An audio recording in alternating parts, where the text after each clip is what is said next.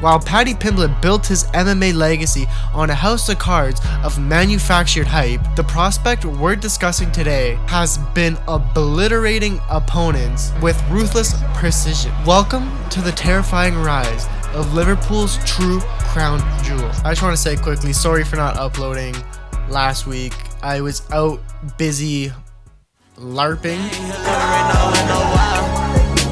All these niggas going out of style. Walk up in the crowd, they going wild. Yeah. Walk up in the my bitches like wow. All I ever wanted to do was bow. Yeah. Free my number one killer, lost in trial. We gon' pop bottles till we fall. Twist the cork off, let it out.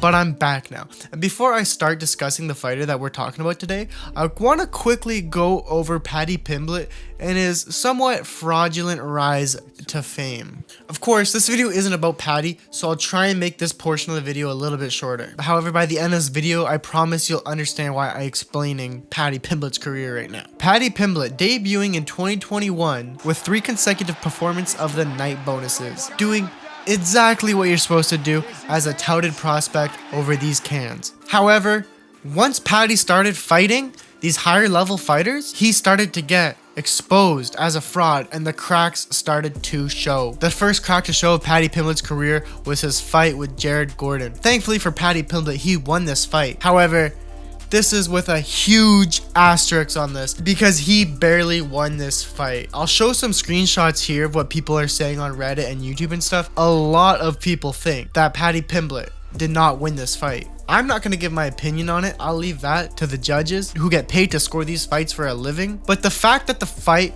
was close enough says a lot. Says a lot about Paddy, because the thing about Jared Gordon is he's a former dog food addict. You might not know what dog food is, but I'll just say it's something that you ingest.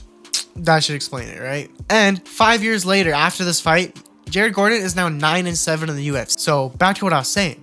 This is who he's going to a very close decision with.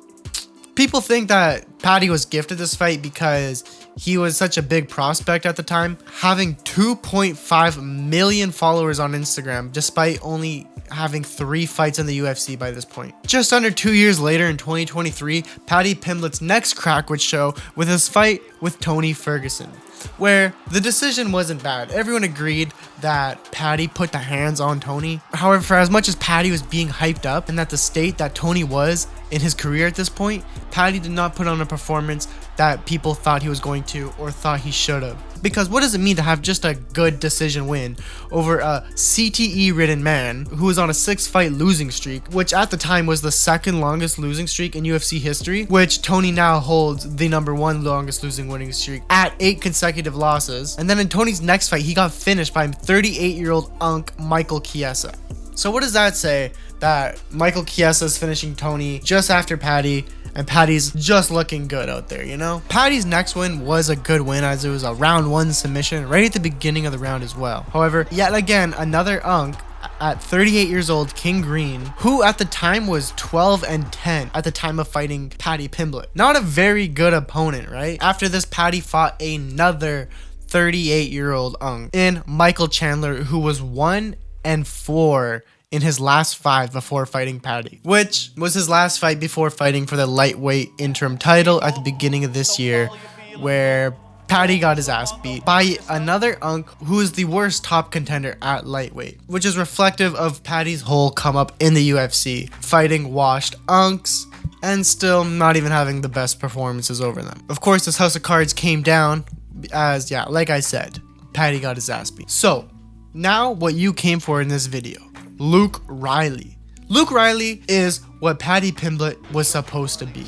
This man's getting highlight knockouts. 3/4 of his fights in his undefeated career have been by finish. He's 12-0 right now. I believe Paddy had already 1 or 2 losses before joining the UFC. And did I mention that this is Paddy Pimblett's protege? Like I said in the intro, he comes from Liverpool as well. However, this guy, he's not so fraudulent as Paddy, which is why I'm discussing him, because he's fighting tomorrow. And I think he's going to put on an amazing performance, but I'll get more to that in a second. If that wasn't enough to sell you on Luke Riley, Look at this YouTube comment I found. It says, unlike Paddy, Luke's striking is actually pleasing to the eye, and Riley's UFC debut match was against a really good opponent who was 15-3 with KOs, subs, decisions, so he was very well rounded. I like that because that's kind of like the whole sentiment of this video, right?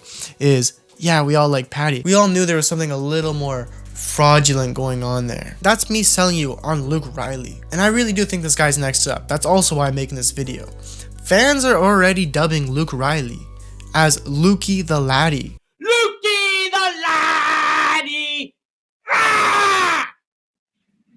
Not yet! Went from shit debut to great debut, you bastards! Let's fucking go, boys! This name obviously coming from being a Liverpool native and being Paddy Pimblett's protege. This is what a hype prospect is supposed to look like. This is the first exchange thrown in the fight. And he's dropping the guy. And so just a couple months ago, Lukey the Laddie made his debut and got a highlight knockout, as you'd hope he would. Strategy is going to plan for the next generation's Luke Riley. They did drop that round, however. Bogdan Grad, I would imagine, just press repeat. Whoa! Wow! What a shot. Wow. 1, 2, both miss. Left hook gets through. It can change in an instant when you've got hands like Luke Riley. That's it. And that's also what I'm saying is this guy's the real deal. He's not a fraud. He's getting these finishes right away. However, I'm gonna have to be a little bit transparent with this video, as before he got this knockout, which is a beautiful knockout, don't get me wrong, is Lukey the Laddie got held down for like 4 minutes of the first round. There might be a weakness to be exposed in Lukey the Laddie's game. However, he's only 26 years old, so I think he'll be able to recover from this and patch this hole in his game. And now for his fight tomorrow, Lukey the Laddie is a -250, which is less of a favorite than Paddy was in any of his early fights, or maybe any of his fights at all in the UFC, except for maybe 1 or 2. Maybe the Justin Gaethje one only, actually. And I'm super curious to see if he's gonna go out there and actually look like a -250, or maybe look like a -1000 and get that knockout.